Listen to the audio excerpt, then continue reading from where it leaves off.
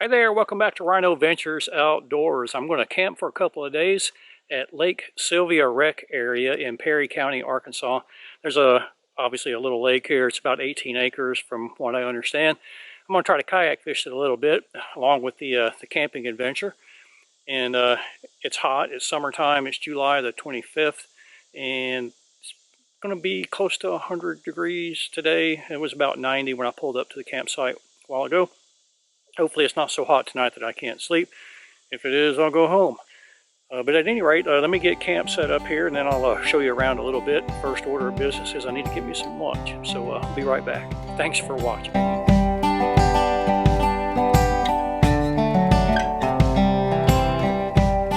Alright, I am back. I have my camp set up as much as I'm going to set it up anyway. The only thing I didn't do was pull out one of the awnings on the Escapade. And the campsite is shaded enough, I didn't really think I needed it. But let me show you around. There's the pod in its parking spot. I'm at campsite number 4 here at the Lake Sylvia Rec area. I took the kayak off the top of it and stuck it in the back of the pickup truck there. Going to go fishing here at the lake here in a little bit. And over here on the other side, I went ahead and strung my hammock up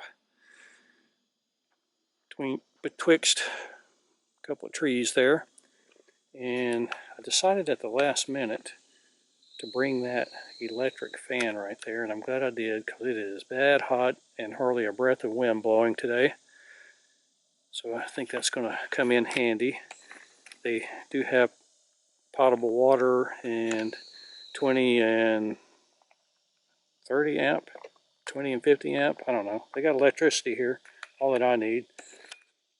I have blown the 20 amp circuit once already, just running that fan, so I don't know what's up with that. There were some people up there working in the bathhouse earlier. I don't know if it was related. See how that holds up.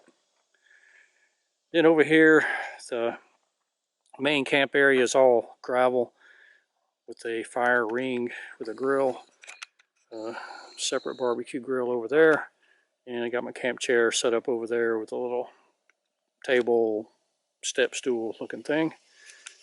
And picnic tables are really nice, really thick wood. Looks like they should last a long time. I think the pedestals are concrete. There's my water jug there, and there's a little pole with hooks on it to hang a lantern or your garbage bag on. And that's pretty much how all the campsites are equipped. Pretty nice. They do have garbage, bear-proof and raccoon-proof garbage receptacles smattered about the campground. So that's what the campsites look like. Let me take you over and show you the bathhouse. It's a short little jaunt through the woods, maybe 50 yards from my campsite to the bathhouse. Not too bad. They could stand to mow the grass. Maybe they do closer to the weekends. But there's the front of it. Let's go into the men's side, obviously. And it's nice and air conditioned. Might have to keep that in mind. A couple of sinks, it's very clean. Air dryer for your hands. And I can't tell if there's motion sensor for the lights. If there is, they're not coming on for the throne rooms. There's the handicap accessible one, and there's the other one, very clean. And then there's one shower stall over here. Don't imagine I'm gonna have to wait in line since I'm the only one in the campground right now. Let's see how she works. It's like a push button. Not too bad.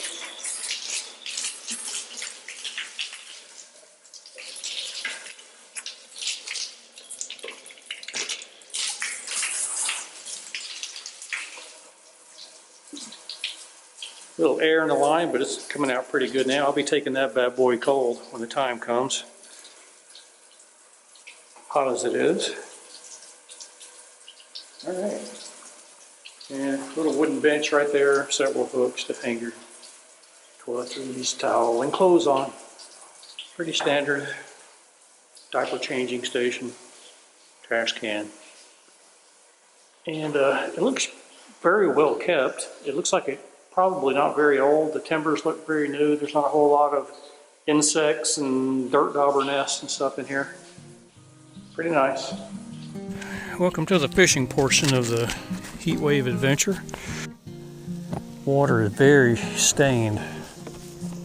Not like the clear lakes that I've been fishing there in Hot Springs Village. The fishing part of the trip didn't really pay off. I fished for an hour and a half, 2 hours maybe, and I didn't catch a single bass. I was throwing plastic worms, a buzzbait, and a crankbait. I got several bites, but they felt small, like they were probably bluegill or some sort of panfish. And I had the opportunity the next day to speak with the groundskeeper, a man by the name of Travis Dodgen, and I'll mention him later in the video. And I asked him about fishing the lake, and he said it was stocked. And when I said with, he said bluegill and crappie. And I said no bass. He said nope, no bass, but there are plans to stock bass in the future as well as catfish. So that would explain why I didn't catch any. Certainly wasn't due to my lack of skill. But anyway, I enjoyed being out there paddling on the lake. And it was very, very beautiful and scenic. This is a good time for me to start talking about Camp Ouachita, which is an area adjacent to the Lake Sylvia rec area that's on this Lake Sylvia.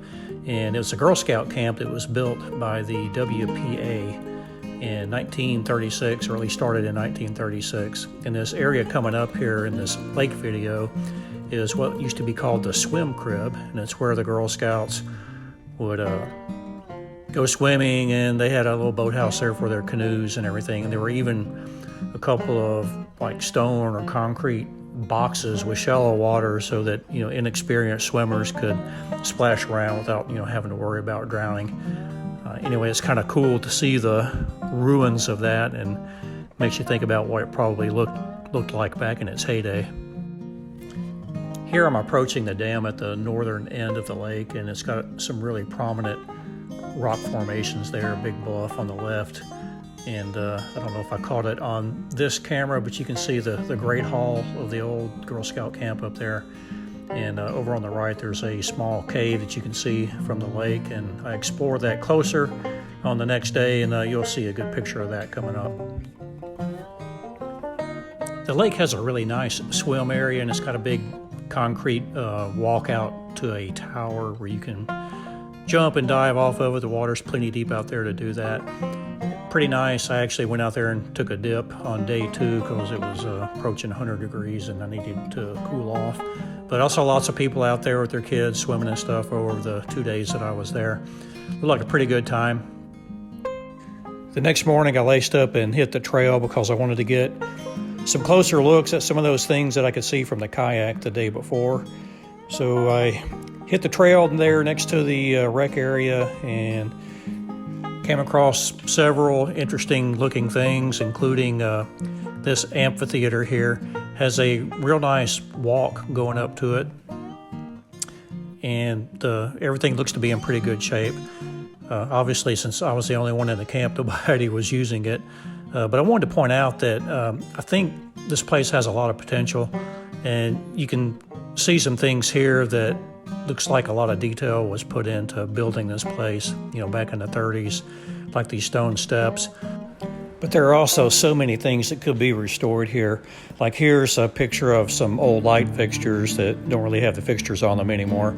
But you can see the poles and the wiring, and this lit the walkway going up to the amphitheater. And I'm sure that was really, really nice back when it was operational. And there's some signage along the trail that, you know, points out some things to do with nature, but most of them are rusted away and there's really nothing legible in them anymore. I found this one with a squirrel in there, but you can't really read it. This is the marker at the head of the Lake Sylvia Dam Trail, which is the trail I was on. And you can't really read it too much anymore. I would like to have been able to tell what those little points of interest were as I walked by them. But I got a history lesson later on from Mr. Dodgen that helped out with some of that, and I'll show you some of those things here coming up. I found a newspaper article online that I'll link to down in the description, that described this side of the lake as being an area where the Girl Scouts would canoe over from the main camp. And it was an area where they could tent camp, but there was also a structure here where, they could kind of like gather and have their meetings and everything. And I believe this old chimney here was part of that structure. Travis can correct me if I'm wrong on that, but that's kind of what I deduced as I was reading that article. Here's a closer look at that cave that I mentioned when I was out there in the kayak. It's pretty dark, and I didn't go walking in there, kind of afraid of what might be lurking in there, like bats and bears or whatnot. And later, Travis told me that it really doesn't go much deeper than what you can see there standing at the front of it. So I probably could have stuck my head in there and poked around a little bit, but I didn't. But anyway, it's cool nonetheless. This trail ends right here at the top of the dam, and it's a pretty good view down in there. This dam was built by the Civilian Conservation Corps, also in the mid-30s. At the same time, Camp Ouachita was being built. And Travis tells me that at first they built the dam too short, and therefore the lake was too small for it to be very useful. So they came back later and added 10 feet or so to it, and I wonder if that line right there where the moss is growing is where that addition was made. Travis also told me that in the not too distant past, there were some problems with the mechanical part of the dam, and they opened up the spillway or whatever, and they couldn't get it back closed, so they inadvertently drained the entire lake. And I chuckled when he told me that, because when I was researching this place I was just looking for a place to camp, and I saw Lake Sylvia. I looked it up on Apple Maps, and if you look at this picture here, you can see that the lake is dry. So obviously that satellite imagery was shot when the lake didn't have any water in it. I found that pretty amusing. Travis tells me that the thing is still broken, but now at least it's stuck in the closed position so that the water can't drain out. I had the pleasure of chatting for several minutes with Travis Dodgen, who's the groundskeeper around here. He's a one-man show, so he's very busy. And I asked him if he knew much about the history of the place. He said, "You have come to the right man." And he gave me a whole lot of good information, as well as some insight on walking this trail that I'm on right now. And here's an old structure. He told me what it was, but I don't remember what he said. It's probably a lodge of some sort. And there's another one coming up that I believe he told me used to be a bathhouse. And this is the old, what's left of Camp Ouachita, which was a Girl Scout camp back in the day. Travis was really just a wealth of information about both Camp Ouachita and the Lake Sylvia wreck area. And he's trying to keep that place running all by himself, and he's just got a Herculean task to do all that. And so my hat's off to him. And he grew up in the area, so he visited this place as a kid and, kind of remembers it back in its heyday. And I had lots of insights and about what took place here over the years. And so as I go through these pictures, I'll try to recall everything that he told me. But if I make a mistake, it's my mistake. It's certainly not Travis's, just my inattention to detail.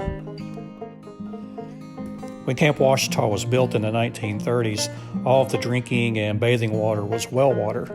But over the years, due to the weird geological features of the area, the wells would keep going dry, and they were constantly having to drill new ones to keep the water supply going.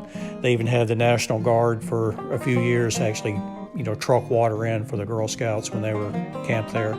But eventually they came up with a sand filtration system where they pumped water directly out of the lake for drinking and bathing.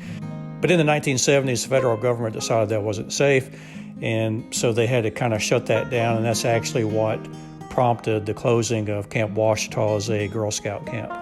If I remember correctly, these square structures like this one here, and I saw 2 or 3 of them as I was walking around, housed that filtration system. This structure near the entrance of the camp was the old infirmary back when it was an active Girl Scout camp. Pretty cool to see it still standing there. Hard to believe that it was still operational and functioning as an infirmary in 1979. This is what remains of one of the old bathhouses that the Girl Scouts used to use. Pretty spooky looking. I kind of poked around in there a little bit, and I imagine it was probably pretty rough even when it was still being used.